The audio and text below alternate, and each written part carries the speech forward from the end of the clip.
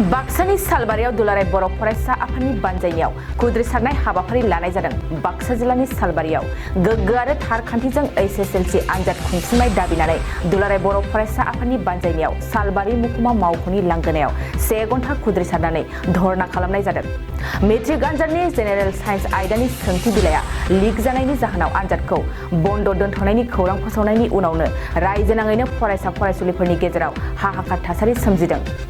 रायजोनि गुबुन गुबुन ओनसोलफोरजों लोगोसे बाक्सा जिल्लानि सालबारियावबो दुलाराय बर' फरायसा आफादनि बानजायनायाव बाक्सा जिल्ला दुलाराय बर' फरायसा आफादा गोख्रों सोमावसारनाय हाबाफारि लादों। सालबारि महकुमानि मेजिस्ट्रेट अफिसनि लांगोनायाव 1 घन्टा धरना होनानै सोमावसारदों।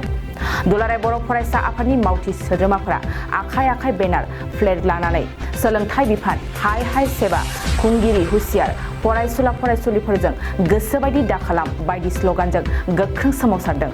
बे सोमावसारनाय हाबाफारियाव बाहागो लादों बाक्सा जिल्ला दुलाराय बर' फरायसा आफादनि आफादगिरि उमेश दैमारिजों लोगोसे एबसुनि गोबां बिबानगिरि मावथिफोरजों लोगोसे फरायसा फरायसुलिफ्रा बे हाबाफारियाव बाहागो लादों। नांथाव दिनै ब्रैथि सान साइन्सनि एग्जामा दिनै आद्रा जानानै थाबाय, बेखौ खुंफुंनो हायासै सेबाया।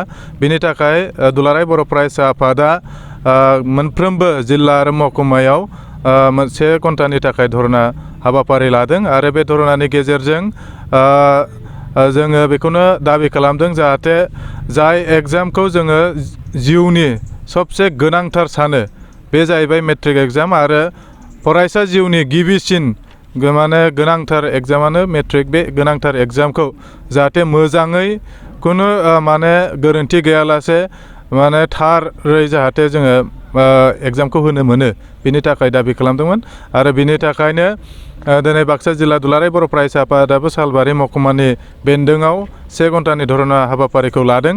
बेनि गेजेरजों सेबानि जे गोरोन्थि, बेखौ बे मोनसे प्रमान जादों। जागायनायनि इंलिश साबजेक्टनिफ्राय लानानै मेथ्स साबजेक्टआव माने पेपार लिक जानायनिफ्राय लानानै दिनै साइन्सखौ एखेबारे एग्जामखौनो खुंफुंनो हायिया जोंनि थाखाय बिराद दुखुनांथाव। जाय एग्जामखौ जोंनि गार्जेनफोरा फरायसाफोरा खोब माने फरायनायनि गेजेरजों गावखौ थियारि खालामनायनि गेजेरजों एग्जाम होनो फैदोंमोन, दहाय फुङावबो होनो फैदोंमोन आरो बे फुङाव होनो फैनाय एग्जाम होनो फैनाय जे फरायसाफोर बे बिथांमोना थांफिननो गोनां जानाया जोंनि थाखाय दुखुनांथाव। मानो होनबा बेहाय रुटिन होनानै दोननाय जायो आरो बे रुटिननि बायदियैनो जोंनि फरायसाफ्रा फरायो आरो बे फरायनायनि गेजेराव बबेबा मोनसे एग्जामा बेफोरबायदि पेपार लिक जानानै माबा मोनसे खारनाव एग्जामा खुंफुंनो हायिया जोंनि थाखाय माने बिराद दुखुनांथाव आरो बेखौ फरायसा हिसाबै फरायसाफ्रा सहायनो हाया।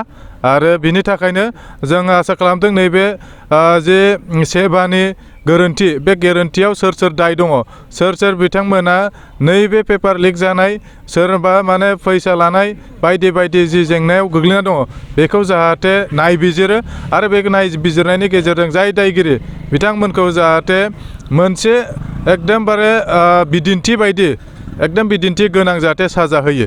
एक्जामप्लारि माने जे पानिशमेन्ट बे थानांगोन, बेखौ मावनांगोन। मानो होनबा सेबानि गेजेराव गोबां माने सेबाजों जायफोर खुंफुंजानाय गोबां समाव बेफोरबायदि पेपार लिक जानाया जोङो गेजेर गेजेर मोनबोबाय थायो।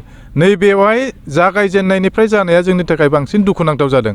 आरो साइन्स साबजेक्टआ दिनै जे एग्जामखौ खुंफुंनो हायासै, बिनि थाखाय एकदम बांसिनै दायनिगिरि होननानै बुंबा बे सेबानि आरो माने डिपार्टमेन्ट इडुकेसन डिपार्टमेन्टआ बे दायगिरि। दा दायगिरि बिथांमोनखौ जाहाथे जाय बेहाय इनभल्भ दं बेखौ थाबैनो गोख्रों जाहाथे साजा होयो, बेखौ जोङो खावलायबाय दुलाराय बर' फरायसा आफादनिफ्राय।